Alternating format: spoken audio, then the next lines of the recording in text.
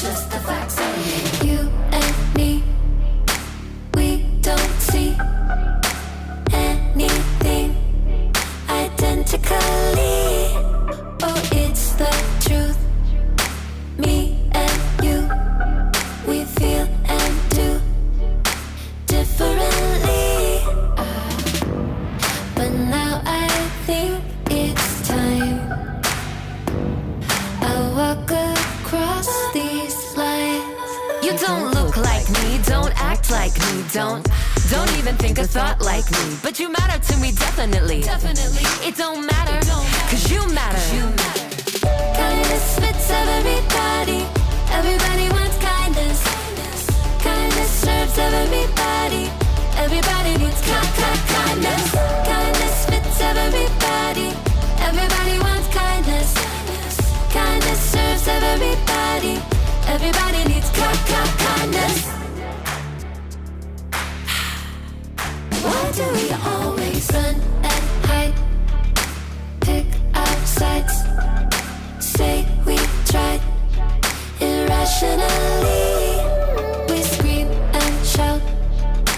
Get it out. We keep our doubts indefinitely.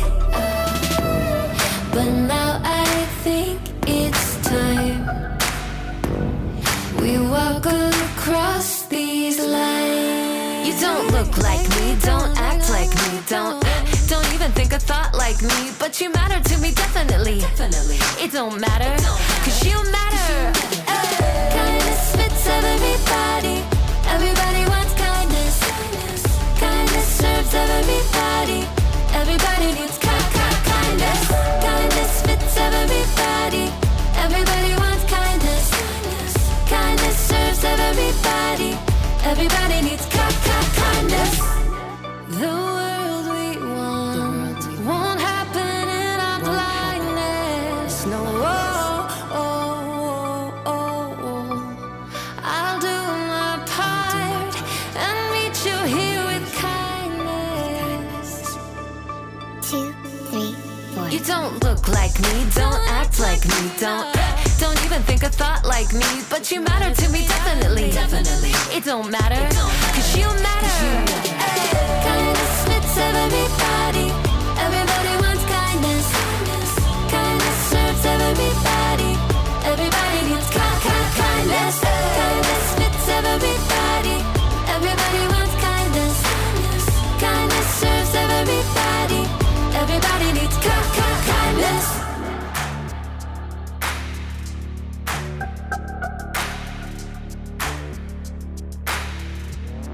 Boom, boom, boom, boom.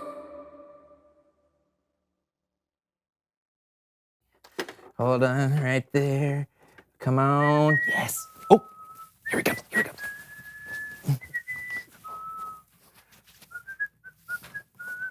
Oh! Woo! It's Brandon. You're amazing, man. How do you do it? You're the best host in the world. Brandon's number one. Brandon's number one. Oh, woohoo! Brandon, you're the best.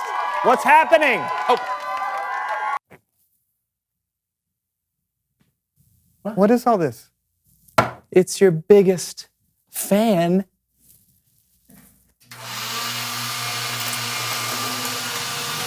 Well, that's not supposed. No! No! Turn it off! Brandon, turn it off!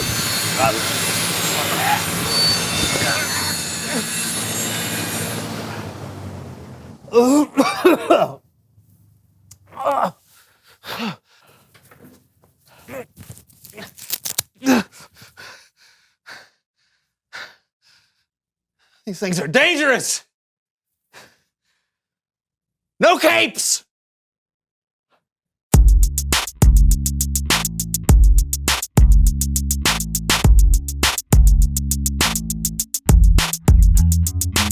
Hello, everyone. I'm Brandon. And I'm John. It's me. Welcome to the So and So Show. Yes, welcome. John, do you want to tell everybody why you're so excited? Can I? Oh, please, that's why we're here. Okay, well, as you can see, I'm dressed as my favorite comic book character, Radiation Rabbit! And why, pray tell, do you love Radiation Rabbit? What's not to love? It's an incredible origin story. Okay, nuclear physicist Dr. Jack Velveteen sacrifices himself by shutting off a nuclear reactor manually and finds himself exposed to excessive amounts of radiation along with a stray bunny that has wandered into the reactor room with him. Sounds plausible. I know! So everyone assumes he's dead, but then he emerges and seems to be normal except for an insatiable appetite for carrots and justice. Oh, the radiation made him part bunny. Yes, you've read it. No one knows, lucky guess. Wow. Huh. So Radiation Rabbit has the power to leap incredibly high. He can hear conversations through walls. He has the power to light up entire cities by biting into the power grid. His list goes on and on and on. Why are we talking about Radiation Rabbit today? Well, you're about to find out. Please welcome someone who knows stuff!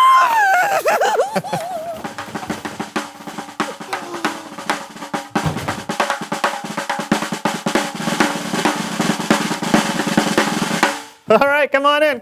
Sure thing. Have a seat. Mr. Freedom. Slide on in there. How's it going? I'm your biggest fan! Okay, Thanks. tell us who you are and what you know. I'm Ross Freedom, and I design and write comic books. Not just any comic book. You are the creator of the most incredible comic book character ever, Radiation Rabbit! I'm glad you like it. Like him. I don't know what I would do without him. Listen, can you give us any inside scoops about further adventures of Radiation Rabbit? Well, at one point... Or how does Radiation Rabbit overcome his arch nemesis, the Hawk? if you would... Or will Radiation Rabbit ever find his mysteriously disappeared lab partner, Georgina Frankincense? Well, it's... Or will he have a completely different adventure, Radiation Well, I Rabbit? don't really- I gotta know! Okay, I think he's trying to tell you, John. Right.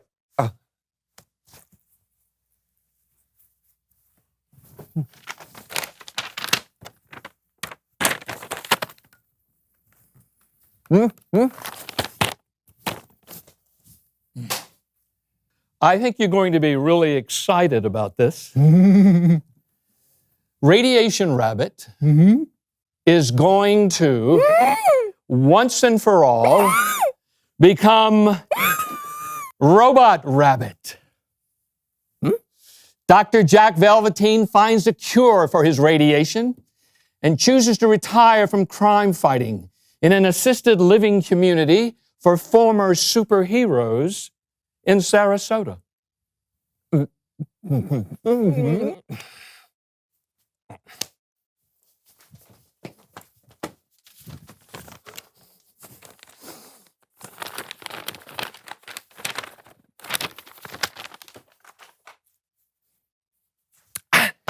He just moves to Sarasota?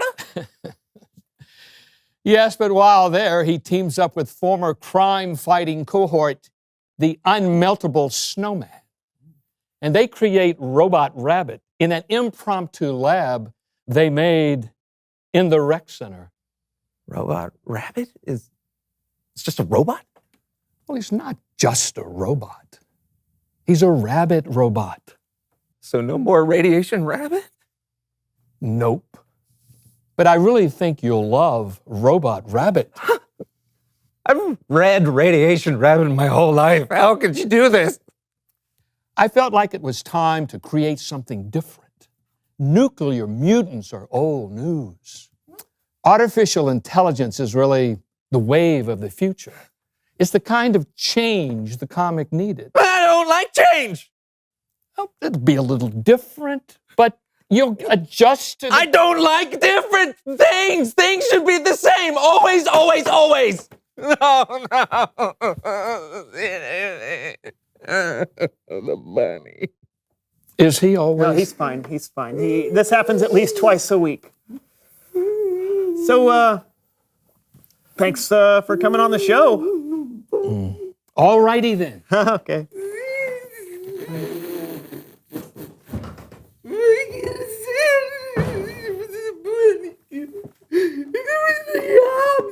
It's Bible story time with Kellen.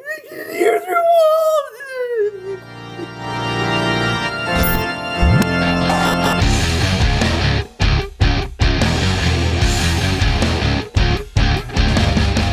Hey, gents. Hey, Kellen. Oh, wow. Are you Radiation Rabbit? Yeah. One of my absolute favorites. Yeah, mine too. Aw, why are you so down? He just met the creator.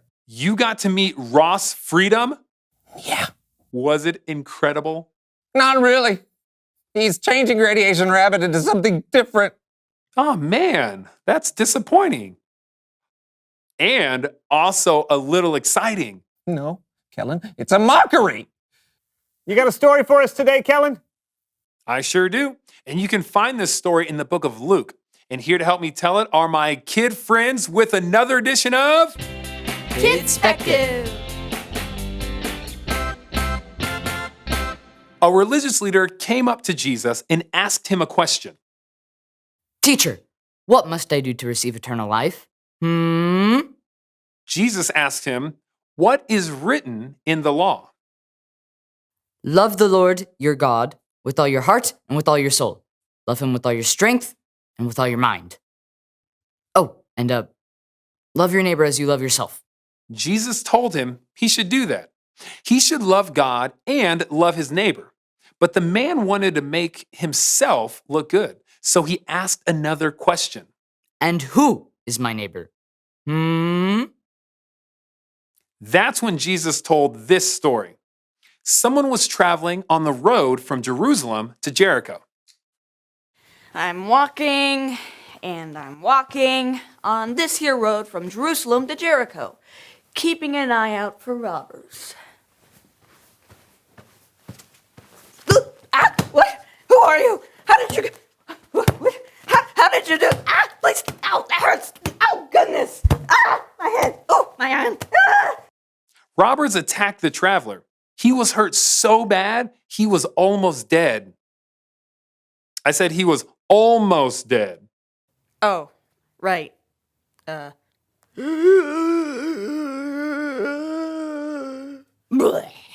Better. Thanks. As he lay there, almost dead, a priest happened to be walking down the road. Walking. Oh. Yeah. Disgusting. Here, let's just... that's better. The priest walked by on the other side of the road without helping. Then a Levite came by, someone else who worked in God's temple. And I'm walking, and I'm walking. Okay, wow. Ew. Okay, no. See ya. The Levite walked by without helping too. Everything seemed kind of hopeless. Well, then a Samaritan came by. To the people Jesus was talking to, a Samaritan was considered to be an outcast. They were strange, different. They were enemies even. Would the Samaritan help? Walking. Help me. They got you good. Here, let's clean these wounds. What's that? It smells like olive oil and wine? That's how the story goes. I guess they were all out of hydrogen peroxide in Samaria. Huh. Here, let me put you on my donkey. And I'll take you to an inn where you can get some rest.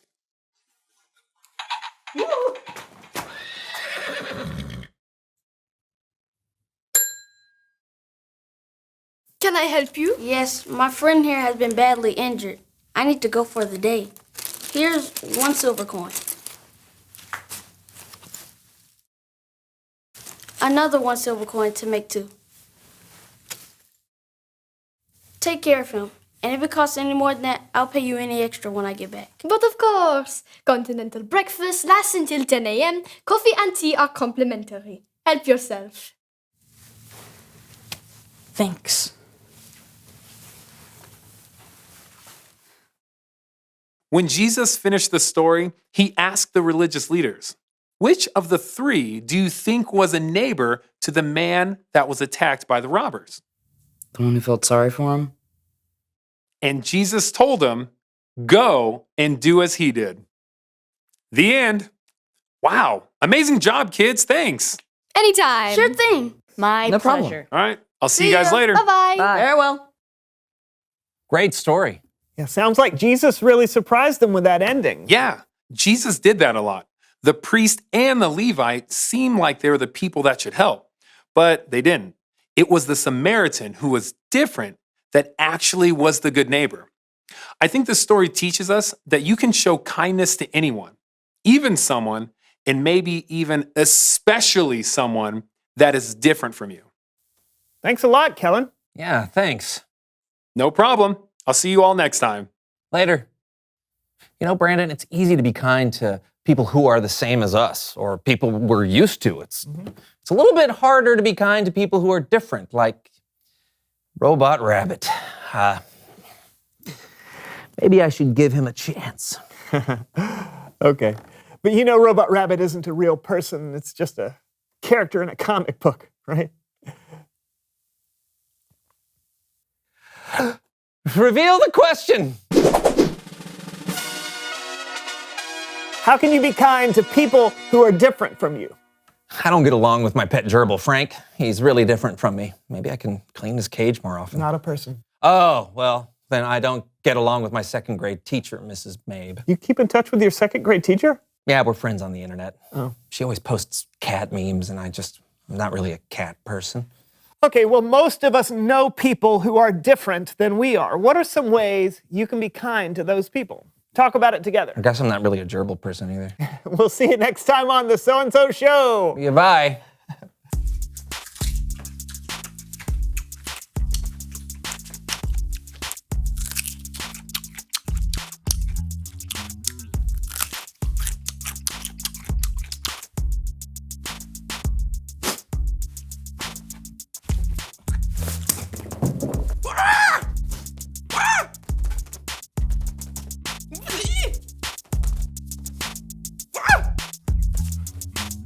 Super Carrot!